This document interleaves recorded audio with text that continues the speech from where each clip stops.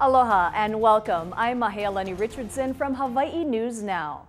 On August 8th, Oahu voters will have an important decision to make, choosing the next mayor of Honolulu. Are people looking for change, or will it be a familiar face that tries to steer us out of one of the most difficult times in the city's history? We sat down with the 5 leading candidates for a no-holds-barred conversation on why they are the right candidate for the job.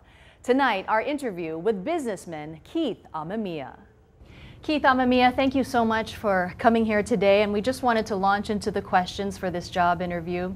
What makes you the leader that voters should trust to lead Oahu out of this pandemic crisis? Well, I'm running for mayor because we need change. We need new leadership. We need a fresh perspective. We need to restore trust in government. Everywhere I go, people say that we need change, and I care deeply about the community, and I want to create a better Hawaii and a better Oahu for all of us. When I was in charge of the Hawaii High School Athletic Association, I had the opportunity to visit every community on this island. I got to meet a lot of people. I got to meet a lot of working class people, and I got to learn about their issues and their challenges firsthand. Many of them were struggling. Many of them had to make hard choices, whether it's to pay their rent or pay their car bill, whether it's pay their medical bill or put food on the table, or even choose to stay here and struggle or move away from family and friends to the mainland to find lower cost of living. And to me, that's unacceptable. I feel that people who have the power to affect change should do so, and we need to do what we can to make life better for them, and that's why I'm running for mayor. You say that you want to restore trust in government, so what specific steps would you take to do that? Well, I'd like to think that my hallmark, my background is based on trust and integrity. I think my career has shown that. You need to lead by example. You need to surround yourself with honorable, decent people who will always do the right thing. And I think you also have to have a zero tolerance for corruption. And that's what I intend to do as mayor. I also think we need to enforce and make a stronger ethics commission. The ethics commission should have more enforcement powers. They should have more ability to investigate wrongdoing in city government. And that's one of the first priorities that I'll undertake. Did you have 1 or 2 big ideas, that voters should connect with your candidacy? Well, one issue I want to undertake and start from day one is to increase the affordable housing inventory in Hawaii. We're currently 22,000 units short on Oahu. That's a huge amount. That is a big reason we have a high cost of living. High cost of living is the #1 concern I hear from working class families across Oahu.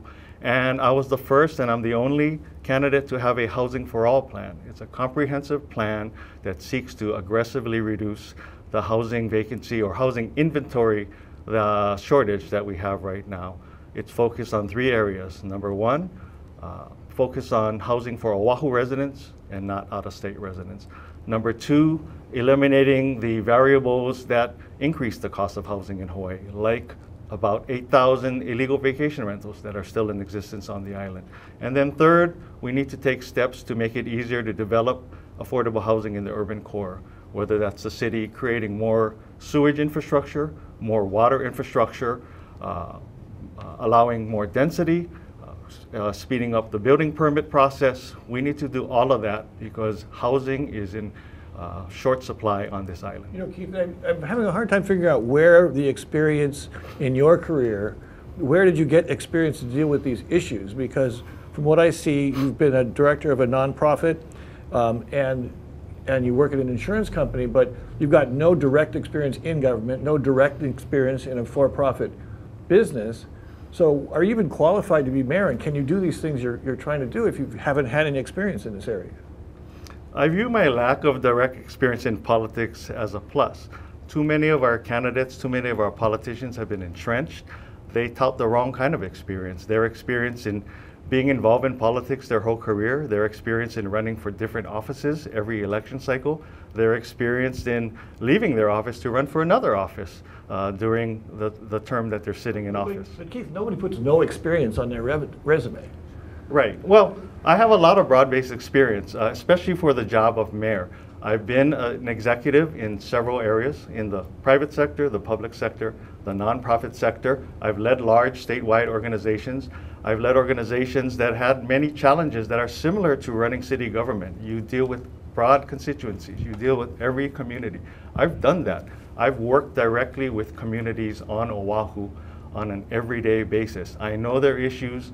I know their challenges. I've been able to bring people together. I've been able to collaborate, and I've been able to find solutions through teamwork. Keith, when at least 2 of your competitors say that they don't need training wheels to be mayor, how does that comment make you feel? I have no opinion on that. They're entitled to what they say. Again, when it comes to experience, there's different types of experience, and they have the wrong kind of experience. I have the experience to lead organizations. I have the experience to bring solutions to problems. They're part of the problem. They've been involved in politics. They've had their chance. Everywhere I go around this island, people tell me they want change. They don't want people with long time experience in politics. They want someone different, and they want someone new. If I could follow up both on Mahea and DARYL's point, some people said, where's this guy coming from? Yeah, we know you from high school. We know you about Island Holdings, and you left that company. You're no longer with that company. But people say, who told you to run? Who's really behind your campaign? And the names you hear are Kirk Caldwell, the current mayor, people with the last name Amemiya, working for the administration, or formerly Attorney General, Colbert Matsumoto, Dwayne Kurisu. It's pretty powerful people that are very well connected and very entrenched, you might even say. Are you really your own man, or are there other people pushing you to take this job? I'm clearly my own man, and I do know all those people, but none of them asked me to run for office. If anything, people on the community level, in the working class level, they've asked me to run up for office for years and years, and I've resisted for various reasons. But now we're at a critical point in our city's history, and it's time to step up. And I have a lot of support on the grassroots level. One of the things about working class people we hear with the hotel workers, for example, one job should be enough, and calling for better wages. Would you impose a minimum wage of, say, $20 an hour for across the board, or for the hospitality industry or something like that? Well, it's clear that the higher the wage for hotel workers and the like, the better their quality of life. They're more productive, they're healthier, they have more time for their families. So anytime you can raise the wage, I'm in favor of it. Now, of course, we have to balance it with the needs and the capability of the employer. And especially with COVID hitting us, we need to look at what's fair.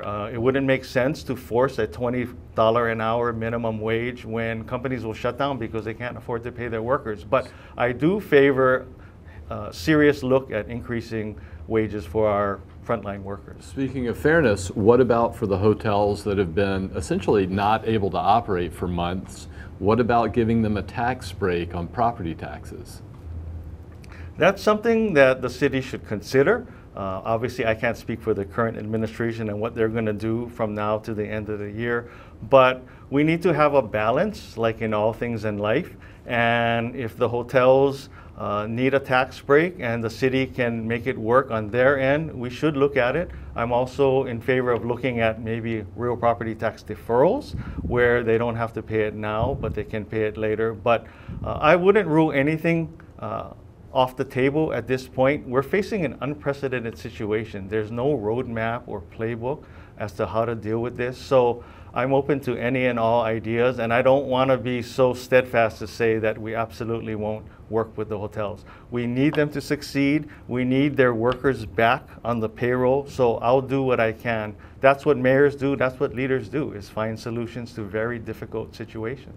You know, you're bringing up now, talking about tourism, a lot of people coming off of our 10 million tourist year and then actually having sort of a vacation from the tourists right now. Most people, most politicians are saying they want to bring back a lower level of tourism. Do you support that, given what you just said about the hotel industry? And what mechanism do you think there is there within the power of a mayor to actually control the flow, the number, and the type of tourists? I support resuming tourism, but not at the 10 million visitor a year amount. I think that was clear to everyone that that's too many tourists, And as the mayor, you can control a couple things in that regard. Number one is crack down on the illegal vacation rentals. There's too many out there. Our neighborhoods were being altered, the character of them and the nature of them. And a lot of my friends who lived in areas from Kaimuki to Pearl City to Kailua complained about the proliferation of tourists living right next door to them in residential neighborhoods. So I think if you cut down on that, it'll help the over-tourism that we all felt. But I also think we can do things like focusing on higher-end tourists, higher quality tourists, tourists that spend more money, as opposed to the bargain basement tourists that we've had that haven't really added to our bottom line, so to speak, in terms of quality of life and revenue to our hotel workers. But how do you do that? Again, you need to enforce the vacation rental law. Not the vacation rental law so much, but how do you get a change in the economic type of person coming to Hawaii? Well, Airbnbs were primarily used by people who were trying to avoid hotels. You need to go past Airbnbs. Something beyond Airbnb. Everybody says the same thing on Airbnb. You got to give us something different that would bring down the number of tourists other than Airbnbs and get you this high spending tourist you keep talking about. Well, there's a couple other ways. You can impose a tourist passport tax to levy against tourists, and it'll be used to help provide or pay down infrastructure. It'll help to maintain our tourist attractions, like our natural tourist attractions, whether it's the Cocoa Head Stairs or other natural hikes. Is this the green visitor fee that you talked about? It's the green passport, I believe. I've heard that term used in, I think, the Galapagos Islands and other tourist locales. So I'm in support of that. And again, I know you said we can't keep mentioning illegal vacation rentals, but that'll play a huge role in limiting the type and quality of tourists that we have. Keith, you know, whenever we mention illegal vacation rentals, we always have people call us and say, whether they're illegal or not, they need that income from that house or from that room in their house to supplement their income because our cost of living is so bad. So what do you say to those folks who have some sort of vacation rental? What are you going to do to them if you're mayor? Well, first, they were breaking the law, and that's not right. That's not fair to people who follow the law. Vacation rentals were never intended for residential neighborhoods. I'm not against all vacation rentals. I'm in support of vacation rentals in resort areas like Waikiki and Ko'olina. Anyone who lives in those areas have an expectation that there will be tourists as their neighbors.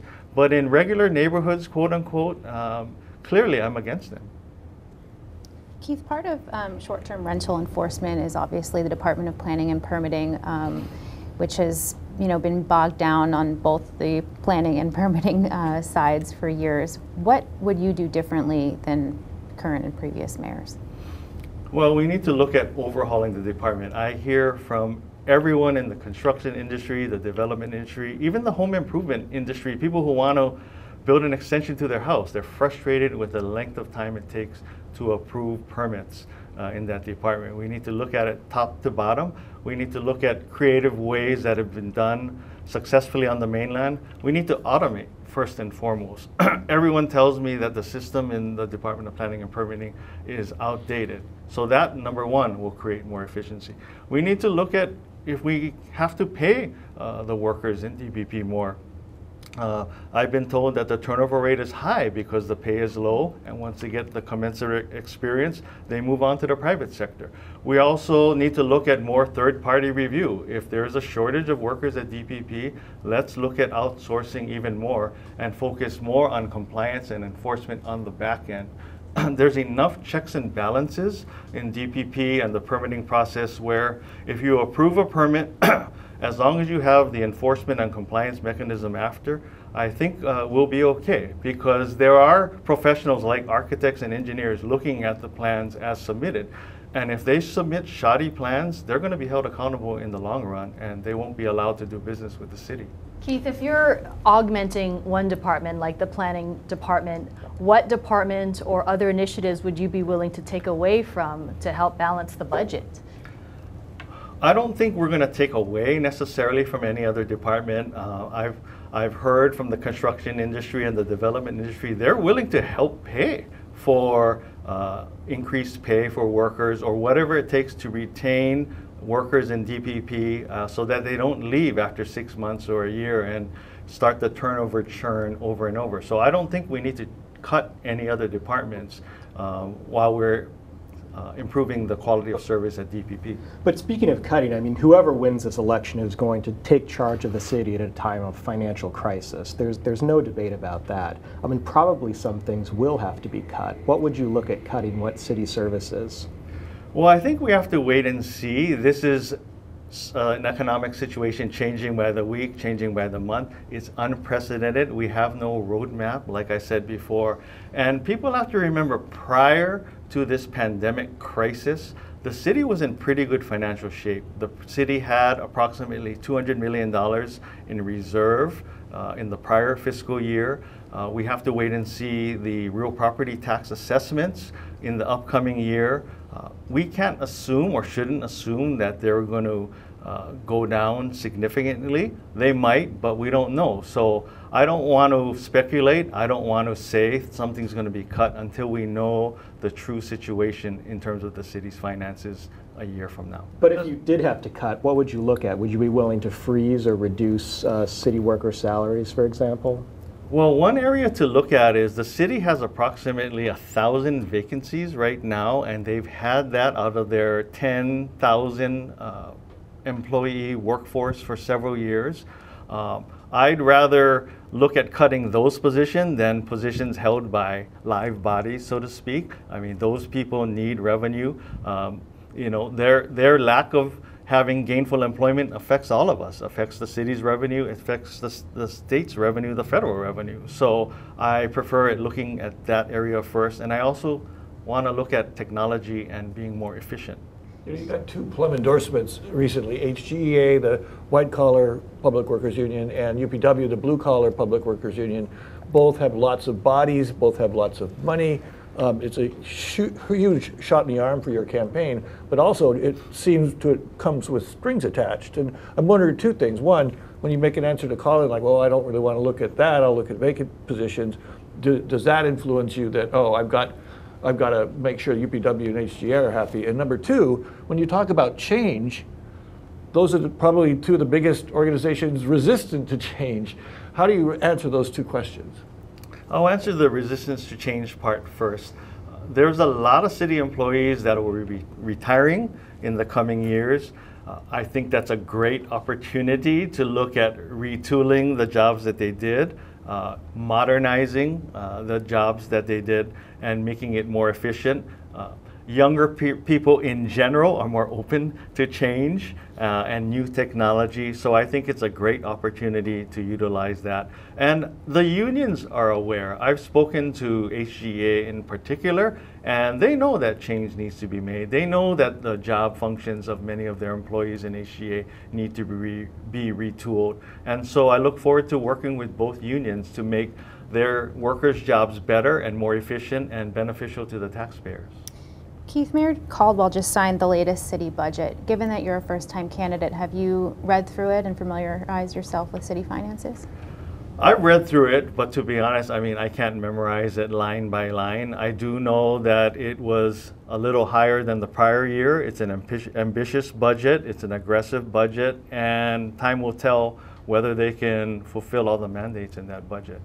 We wanted to move along to some questions about police. Chad, why don't you go ahead and start? Well, Keith, you're a former police commissioner, right? You actually ran that back under Mayor Hanneman, if I remember correctly. Hanneman. Well, you've seen what's happened to that commission lately. We just lost Loretta Sheehan. We just lost Steve Levinson. Highly critical about the commission not really having oversight over HPD. The mayor has appointed two new people, and we'll see whether they do a good job. I believe you've actually considered amending our city charter to give the commission more teeth. Can you tell us a little bit about that? Well, I share the concern and frustration, if you will, of the two most recent departing commissioners, Levinson and Sheehan. The police commission has less power, duties, and responsibilities than one would think.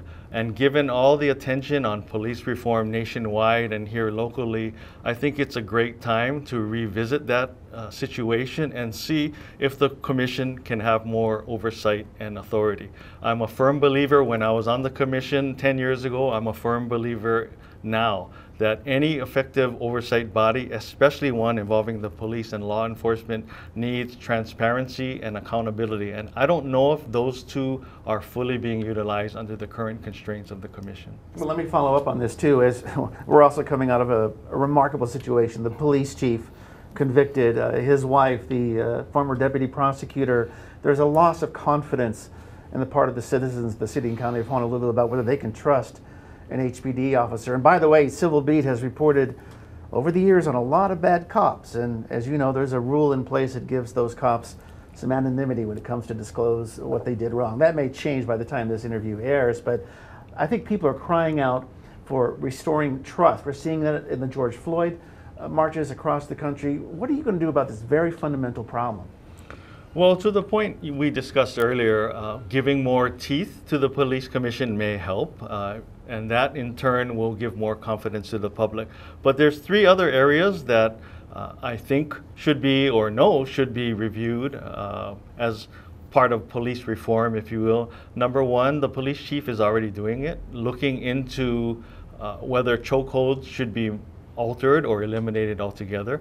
Number two, requiring an affirmative duty of an officer to intervene if a fellow officer is engaged in wrongdoing, especially in the use of physical force. And number three, implicit bias training.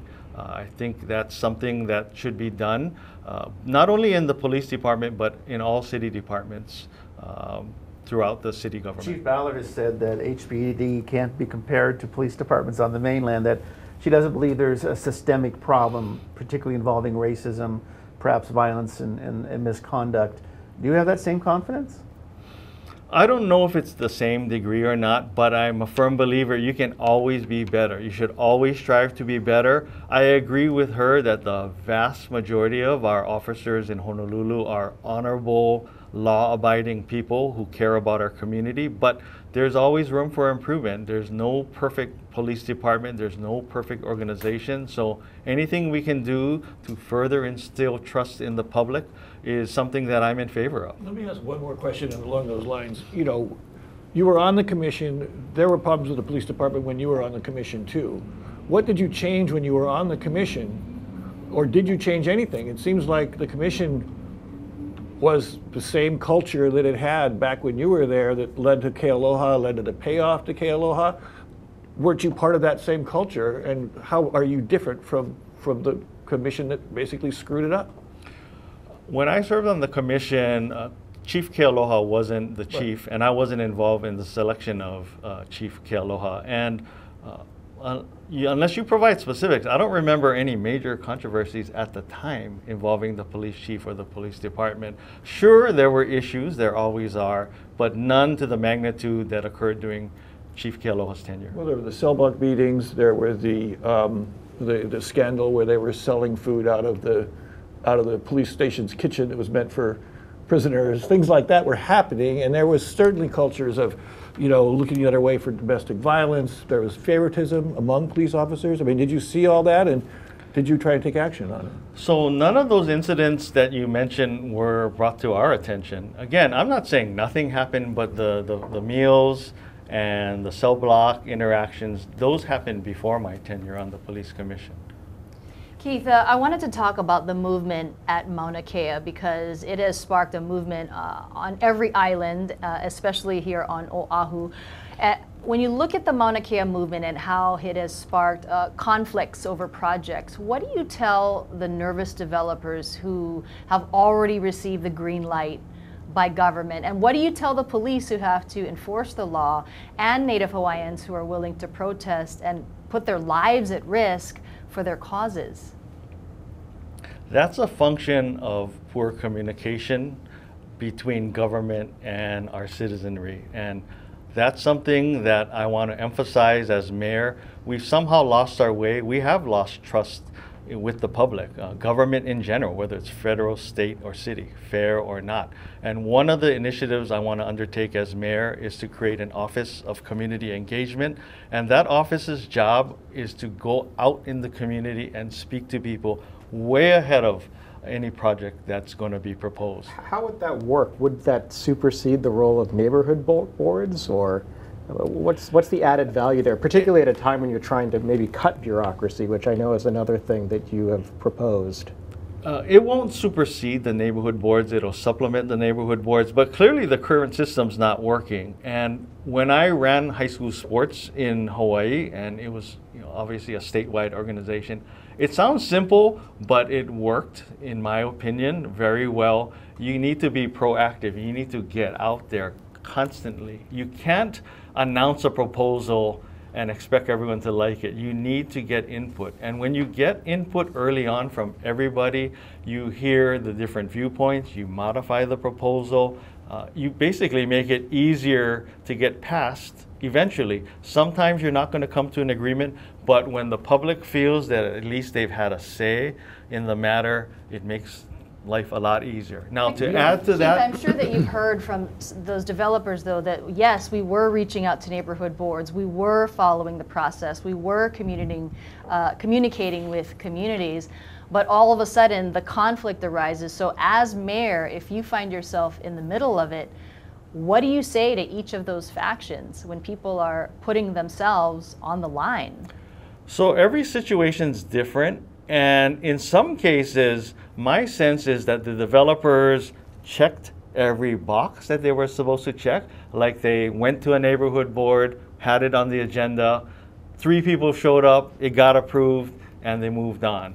That's not genuine reaching out to the public. You need to make sure the public knows, hey, we're gonna possibly redevelop Sherwood Forest. Waimanalo, we're telling you, you need to show up at Pope Elementary Cafeteria this Thursday night. We're going to talk about it. We want to hear your viewpoints. If you don't show up, don't complain later. We need to do more proactive engagement with the community. We can do other things, and maybe we're going to talk about Sunshine Law before this hour is over.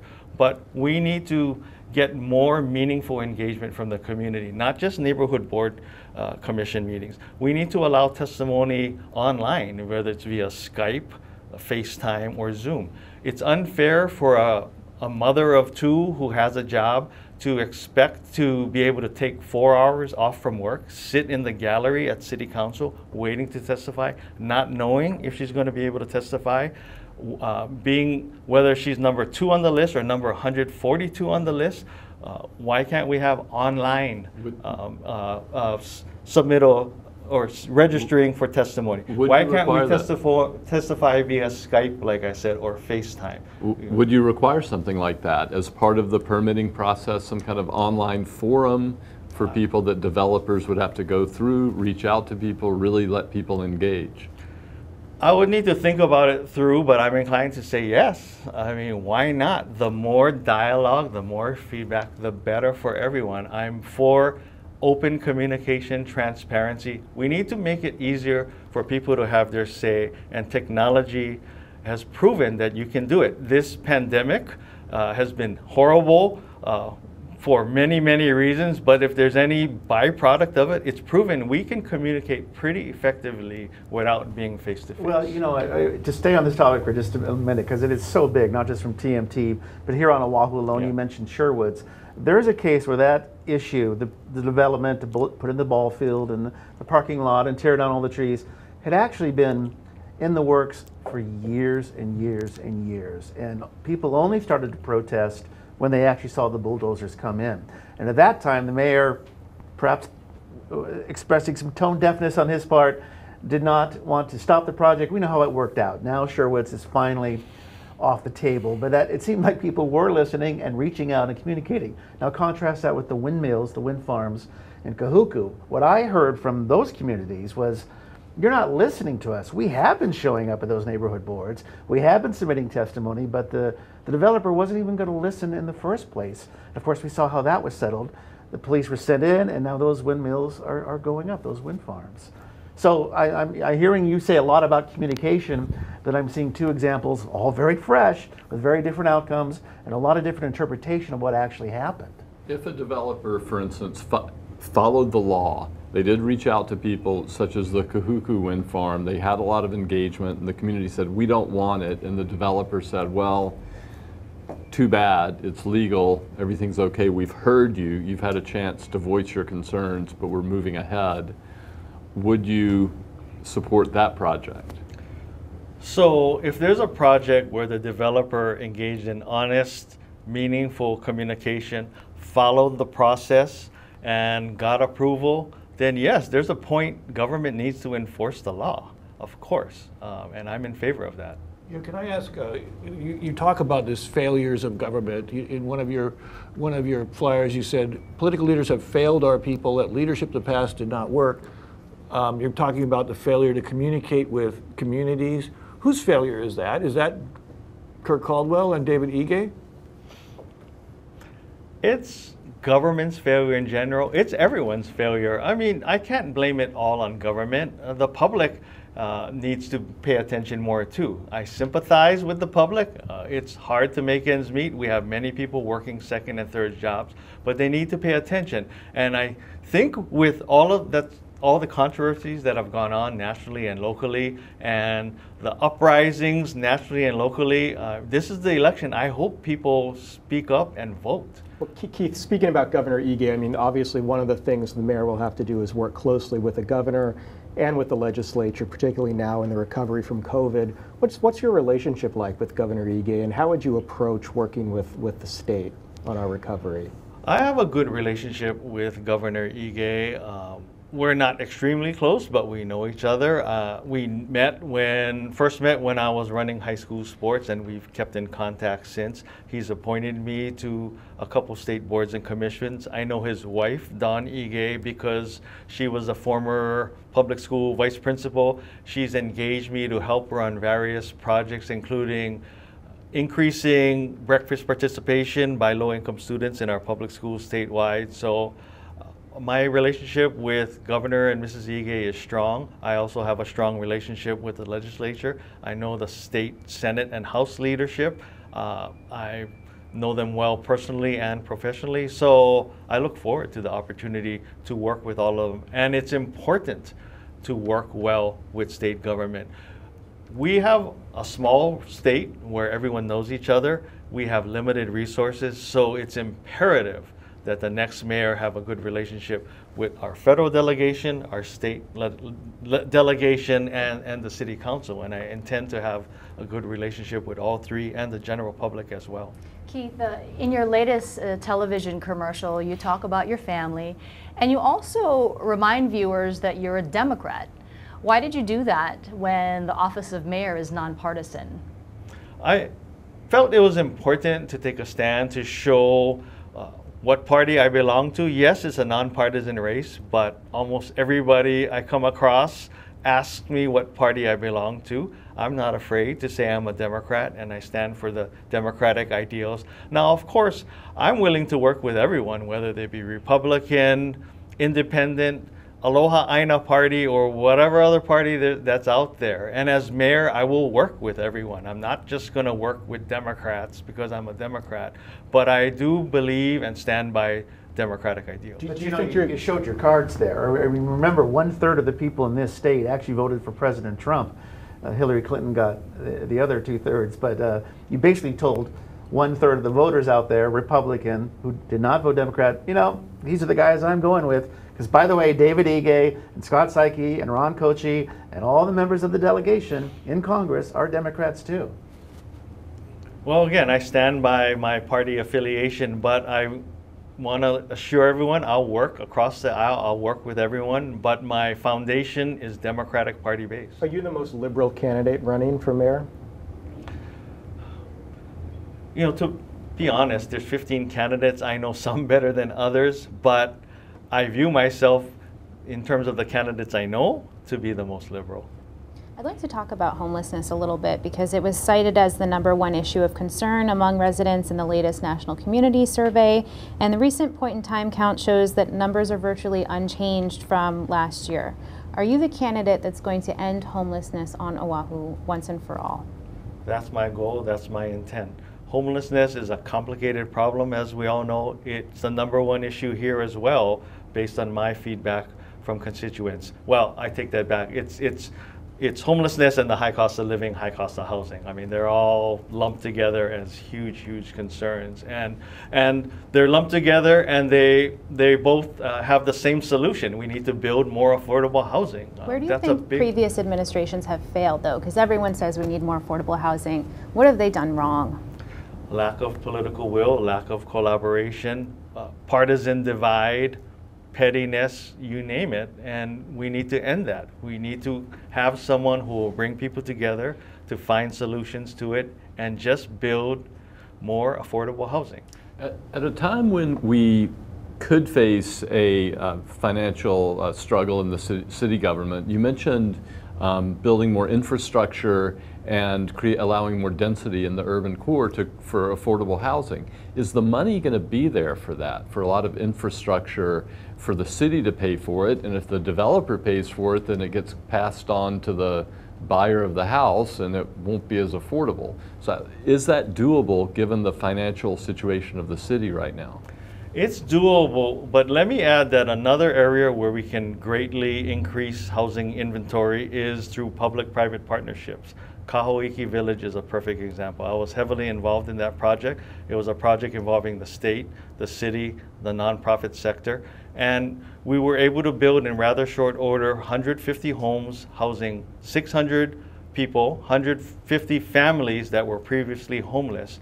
And there are plans in the works to build more of those. Now, in terms of the project you're talking about, transit-oriented development is one area where we can utilize to build more housing. Yes, it's going to cost money to the city in terms of more sewage and more water infrastructure and the like, but I like to tell people, they ask me, how can we afford to? And I say, how can we afford not to? The longer we delay these tough decisions, the harder it's going to get to build more housing. We can look at financing. Interest rates are still relatively low. We can look at partnerships with the private sector. In the long run, when we fully build out transit-oriented development at every rail station, it will result in millions and millions of dollars in real property tax revenue for the city. So we can't wait any longer, and we need to do what we can. We need to be creative. Can I ask you, what was your involvement with the 801 South project? And in particular, because after that project was completed, many units changed hands and at higher prices. And also, Governor Ige came out and said that was a failed policy. It was done under the Abercrombie administration. What was your connection to that project? So my wife and I bought a unit in 801 South Street, and to be clear, there was a certain percentage of units made available to the open public or general public, and there were a certain amount of units for working class or middle class and below families. We bought a unit in the open market. We bought it for our son. We paid market rate in the hopes, he's in college now, we bought it in the hopes that when he's done with college, he comes back home and has a place to stay. We're fortunate. A lot of families don't have that opportunity, but we took that opportunity, and we didn't do two things that I want to make clear. Number one, we didn't flip it for a profit, even though we could have done so. And number two, we didn't rent it out as a vacation rental or Airbnb unit. We still own the unit. We're renting it out to a local family who can't afford to buy a unit of their own in town, but wanted to live in town and are renting from us.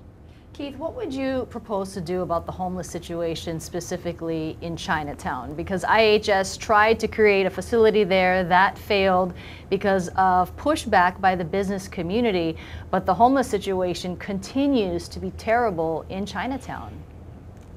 Well, there's no good place for homeless people to stay, but Chinatown is not one of the places we should focus on. We should get homeless out of Chinatown. We need to find a different place for them. There are far more resources available to the homeless in the Iwilei area, which is fairly close by, and we need to do what we can to divert them to that area. There are hardly any services in Chinatown. It's a dangerous mix. I had an office in the downtown area, and it just wasn't a good environment for the homeless or the Chinatown merchants and shopgoers. Keith, the so-called sweeping of homeless encampments has been a pretty controversial element of Mayor Caldwell's response to unsheltered homelessness. Would you continue that practice? let me say this. When I see homeless on the sidewalk, I feel sad. I wonder what got them to that point. I think of my own mom who has mental illness and was on the brink of homelessness many times, if not for her family and friends.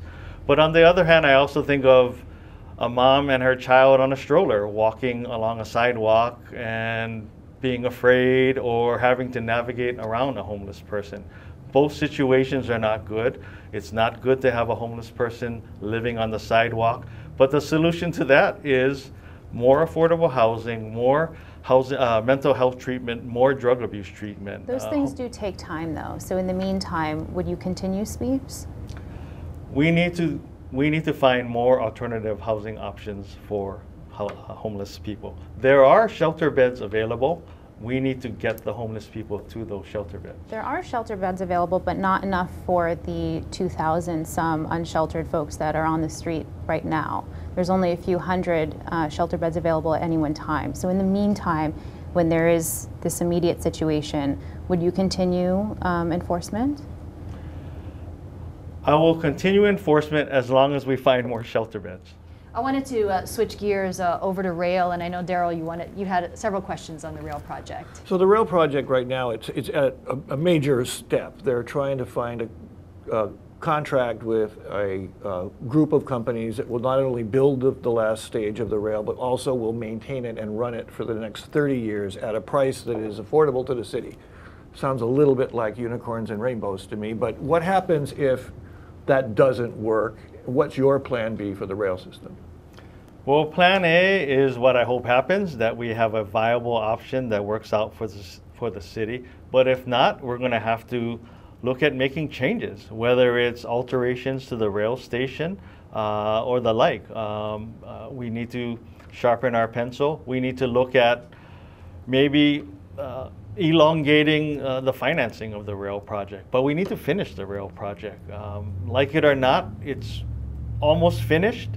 We've gone too far. Yes, I'm frustrated like everyone else at the rail progress thus far. It's been disastrous. From before construction, it was rushed, it was ill-planned, and it's been a source of frustration for everyone. But we're almost done, as I said. It's an important, viable alternative means of transportation for us on this island. We need to pivot towards a more multimodal transportation system.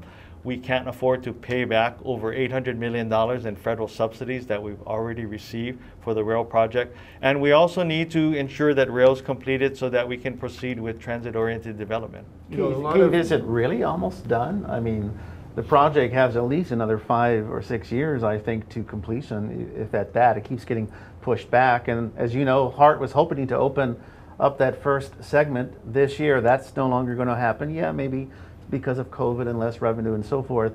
But they haven't even found that PPP, that P3 person to take on, or company to take on those last couple miles to Ala Moana, as well as the 30-year operating. Is it really almost done? Well, to me, we're at the point where we need to do what we can to finish the project. Stopping it actually makes the situation worse. Again, I go back to just the federal subsidy we received alone. That's $800 million. We don't have the money to pay that back. Let me ask though, other candidates in the race have been making a lot of accusations about fraud, corruption, contractor, even theft from the system. Do you think that it was incompetence or criminality that got us where we are? Well, it was clearly incompetence. Now, criminality, I don't know. I'm not willing to say that. I know there's a federal investigation ongoing, and let's see where it takes us. When you say that rail was ill-planned, who do you blame for that? Who planned it badly? Whoever was involved in the beginning of the project before construction. Are you talking about Murphy Hanneman? Whoever was involved in the project before the construction started. What did they do wrong? Well, by all accounts, they rushed it. The contracts were not as airtight as they could have been with the various developers and suppliers of the project. And it just was a mess from the beginning. I mean, that's clear, given the overruns that rail has shown us from the start. Keith, we wanted to change a little bit of direction and get to know a little bit more personal side that a lot of people don't know about. What's one of the more difficult periods of your life, and how did you lift yourself out of it?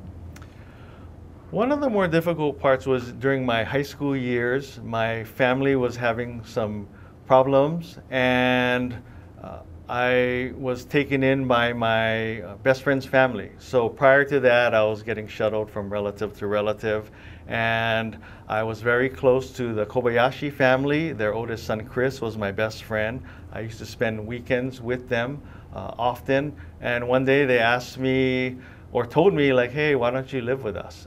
They provided a lifeline to me. They provided love, compassion. They provided structure to me. They proved to me that all it takes is one family or one person or set of people to show they care, and it can uplift you and change your life trajectory. I'm very indebted to them for helping me. They didn't have to. We weren't blood relatives. They treated me like one of their own children. They had 4 children of their own, and I was, you know, a 5th child, so to speak, to them. And I learned a lot about giving back, compassion, selflessness, and just doing good when you don't expect anything in return. Can I ask, you know, you do talk openly about your mom's mental illness, and I know that must have been very difficult for you. What did that experience teach you about mental illness that other people can learn from, and how will it affect your ability to deal with the terrible mental illness problems we have in this city? It taught me that it's a difficult problem. There are not enough services for mentally ill people. It's a problem that's often swept under the rug, whether family members or society is embarrassed by it and doesn't want to deal with it. But it's a thing, it's a problem, and we need to address it. And it's more prevalent than people think or want to admit. Everyone has some relative or friend who has mental illness, and it's like any other illness. That's the way I look. I mean, when you have a cold, you go to the doctor. You have a heart condition, you go to the doctor. You know, mental illness is a problem that no one wished upon themselves. They can't help it. And I was frustrated. I'm still frustrated at the lack of services, the lack of awareness, the lack of priority by government to address that concern. It's a big, pervasive problem in our society. You know, it is what it is. You know, I'm not complaining about it, but it's stressful to have to care and worry about someone in your family that's mentally ill. It's on your mind numerous times a day, every day. As a teenager, it must have been particularly difficult, you know, because we all have difficult relationships with our moms when we're teenagers. And I just wonder, did it take a long time to forgive her? You know, I never held it against her.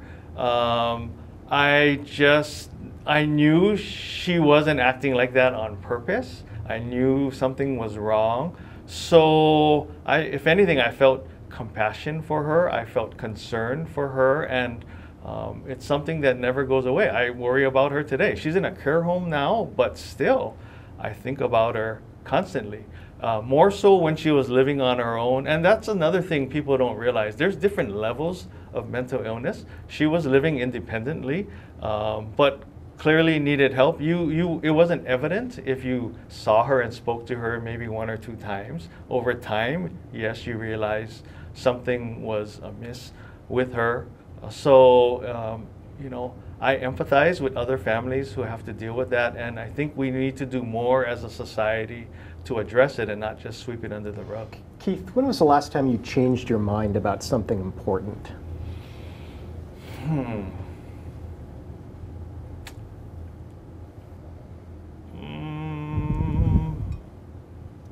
I don't know. I have to think about it. You must have a lot of shirts.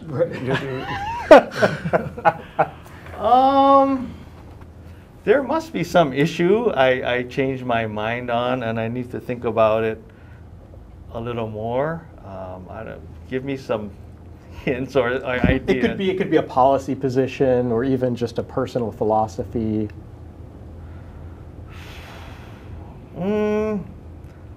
I can't think of one offhand. I'm sorry. Sure. Yeah. Keith, what's your favorite song and why? You know, for some reason, I thought I might be asked that today, and I have the answer.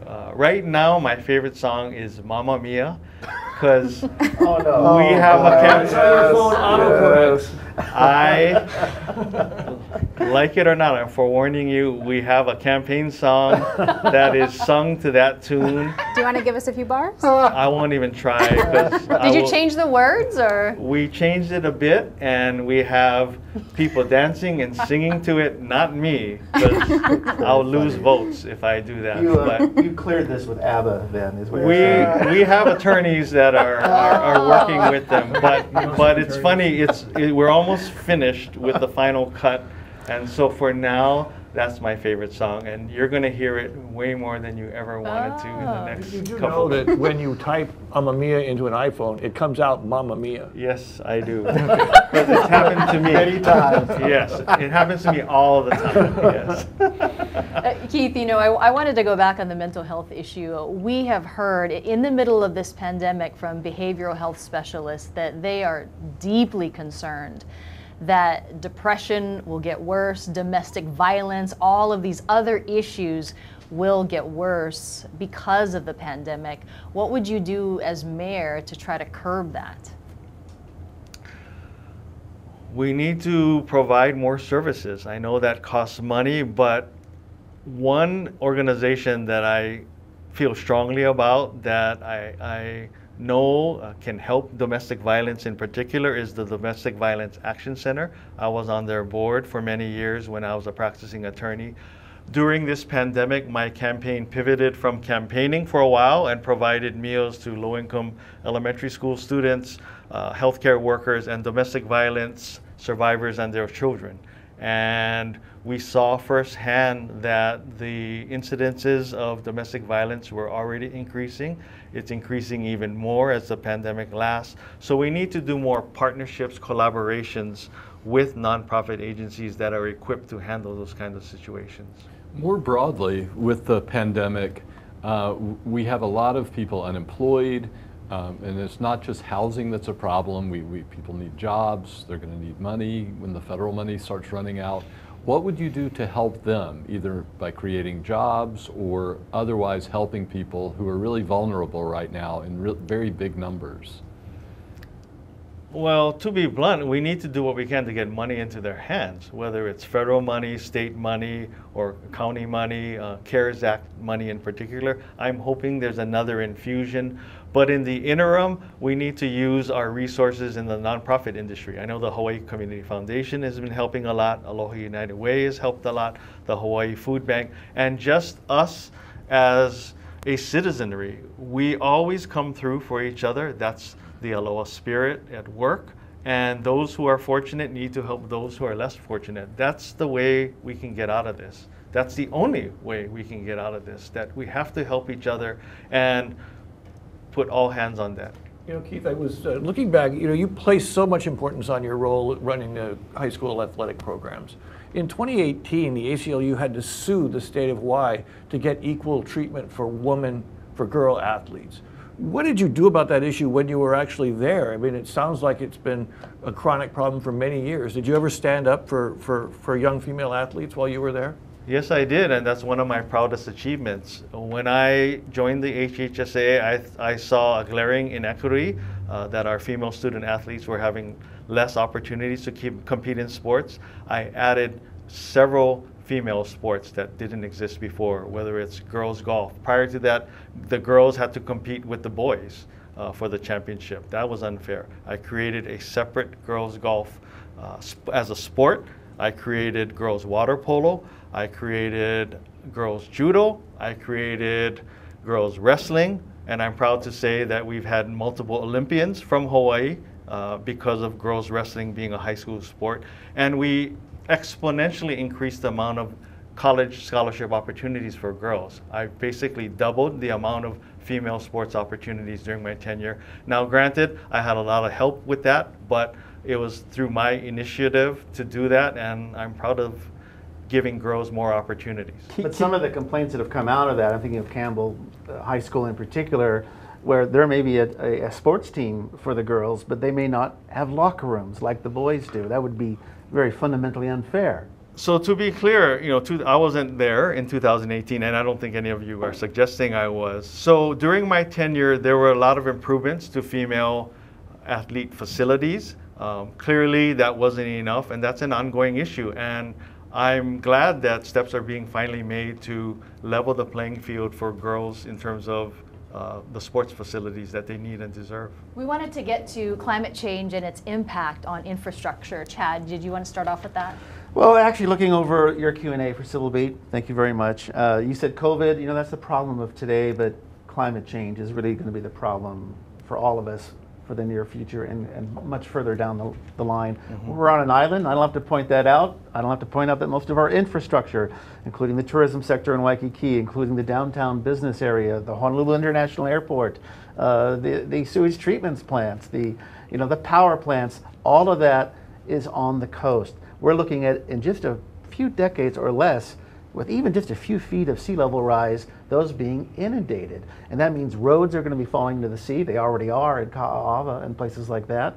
Homes on the North Shore when the tide is up.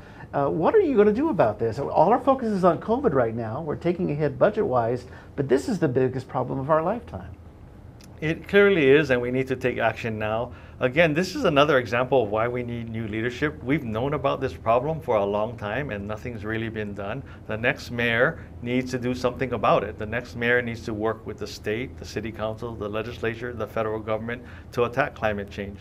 The current administration at the city is undergoing a climate action plan. My understanding is that they're nearly finished with it, and it is a roadmap, a guide map on how to address climate change in the next several decades. Are you going to tell a hotel, hey, you got to move, a mile inland or 500 feet?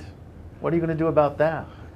I don't know if it's the city's role to tell them what to do, but I do know the hotels are already planning for climate change and sea level rise, and we as a government need to do what we can to facilitate it. Tourism is one of our economic lifebloods, and we need to do what we can to work with these hotels to address the rising sea level. Not all residential areas that are on the seashore are high-end residential areas. Some of them are quite working class. They started that way, and they don't have the resources to pick up and move. What happens with someone like that who's got a residential property on the Mackay side of Cam Highway on the windward side, or down in Eva Beach right up against the, near Howbush and stuff? What do you do for them? Well, we need to do what we can to find them alternative places to live. We need to do what we can to help them economically. I don't know, I'm just thinking out loud that maybe the city will acquire that property for them, or the state, and that in turn will help find them a new house and pay for it. We need to just be creative. We need to be innovative. It's a tough situation. It's like the pandemic. We haven't really faced that in our lifetime or even before, and we need to just work together. One of the major contributors here to our carbon footprint is road transportation. Do you have any ideas on how to deal with that? All the cars on the road, buses, other things. We need to change our mindset. Everyone on Oahu thinks they need their own car and that everyone else should ride the bus or walk, and we need to all do our part. I think I saw a recent study that showed that most people in Hawaii live within several miles of their place of work. Well, we need to get out of our cars and carpool, bike to work, walk to work, catch the bus to work. That's why I'm big on rail. That's why I want to emphasize multimodal transportation. It's worked in other cities, and I can't see why it won't work in urban Honolulu. Can you place penalties for people who have way more cars than they need? Like, here's what your registration is for car one, and your second car is $200 more, and your third car is $300 more. I'm open to that. And I know cities like Singapore place a huge fee or surcharge to even have the right to buy a car. And they have a lottery system, if I'm not mistaken, where not everyone can get a car even if they want to. I mean, we don't need to go to that point yet, but we need to, again, change the mindset that everyone does not have to own a car. And that we need to explore other modes of transportation. Now, if I can add to that, the pandemic has taught us that maybe everyone doesn't have to go to downtown to work. that maybe you can work from home. Maybe we can have 4-day work weeks across the board with rotating days off so that traffic is spread out over the week. We need to look at all those options, and COVID has kind of taught us that maybe not everyone has to work in the office every day. Keith, this election is about future generations, our keiki. What would a future generation of Hawaii say about you in 3 words? Wow. That I care about the community. That's 4, but that's the closest I can get. That I'm running for them. Our future generations have been overlooked for far too long, and we need to build our future for them. Many people before me have helped me. Many people have made my life possible the way it is today. I feel fortunate, and we need to all pay it forward. We need to make the next generation better than we had it, and well, that's that was not a lot happening. more than 3 words. I know. Keith Amemiya, thank you so much for your time. Thank you. We really Thank you, guys. appreciate it. Thank you.